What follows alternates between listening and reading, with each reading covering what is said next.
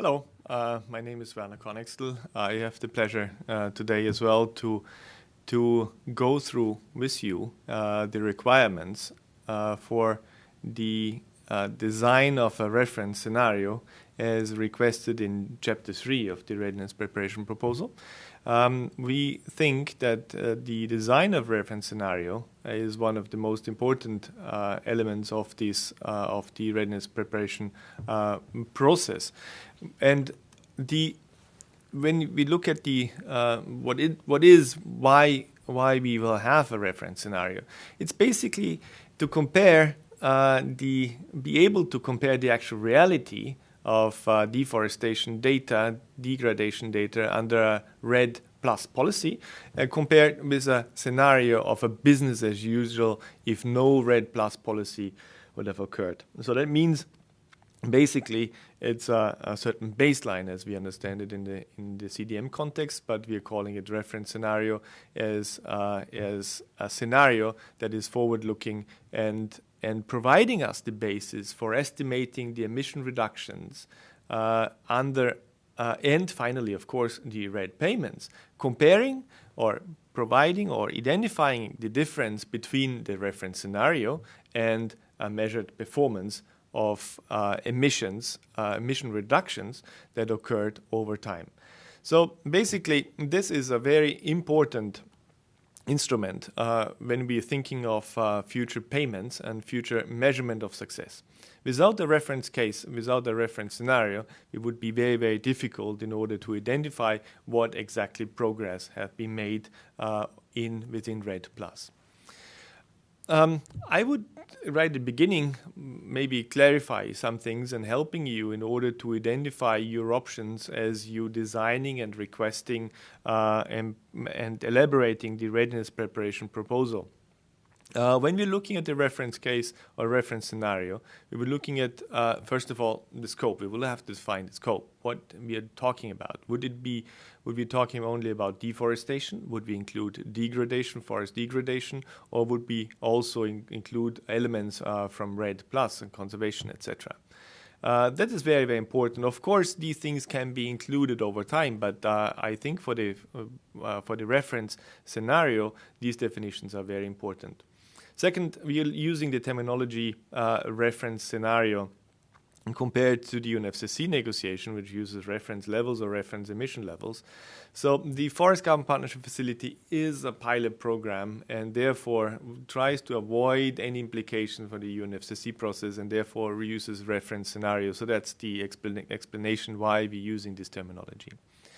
Third, the scale. It is very important for the reference case of the system of reference scenarios, if you look at only at the national scale or also on scenarios for subnational or regional reference scenarios.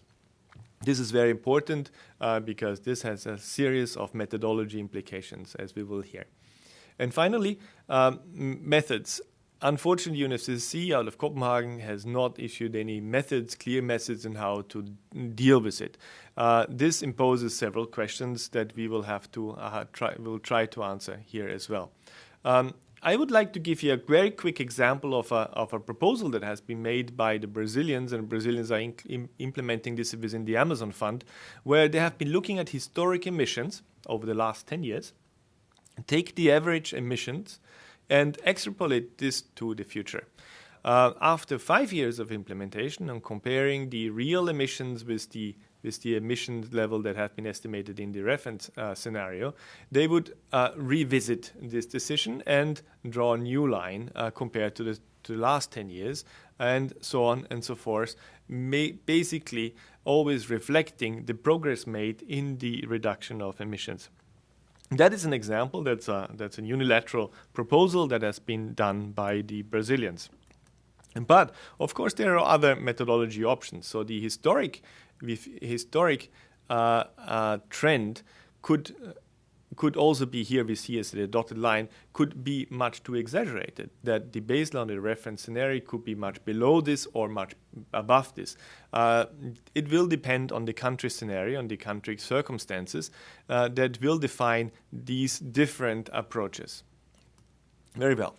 Now, why should we then basically define a reference scenario now, as there is not sufficient guidance available? Or would we put the question a little bit different? What can be done before the UNFCCC provides guidance and methods? And what are the next steps, and what would be reasonably advisable in order to advance with this very difficult and very important task? First of all, we would recommend to advance with the analytical work. First, it's very, very important to gather relevant historic information in any case. So that and analyzing the historic trends of land cover changes and understand profoundly the deforestation causes and drivers and the relevance for those drivers and causes of deforestation for the future in order to make your reasonably well projections over time. And country can compare methods and result of preliminary reference scenarios, and I would like to underline preliminary as definitely there will be a need for an exclaimer that once there is guidance or methods available under the UNFCCC, these decisions might be revisited over time. Also, a recommendation would be for the purpose of credibility, and I think RED has a lot to do with credibility, credible strategies, credible assumptions, credible institutional arrangements and consultations, etc. For the purpose of credibility, consider conservative approaches for the time being. I think this will be definitely help you to position yourself better within this context. Okay, now going to the RPP, how to develop a reference scenario. We might, we're suggesting here an approach that we see in other submissions. Maybe you find it very useful looking at these kind of approaches. First of all, looking at what kind of data is available and assess the data available in your country. Forest area data, land cover changes, images, carbon density maps, inventories, all kind of data. Identifying then as the next steps immediately, maybe even before the RPP is been submitted, or if not possible, maybe during the readiness process, using this 3.6 million, identifying the gaps of this data, identifying exactly what are the activities, what are the areas that you have to invest in, and what are the challenges in terms of capacity, etc. And then, next step, very important, analyze the historic trends in land cover changes and forest carbon.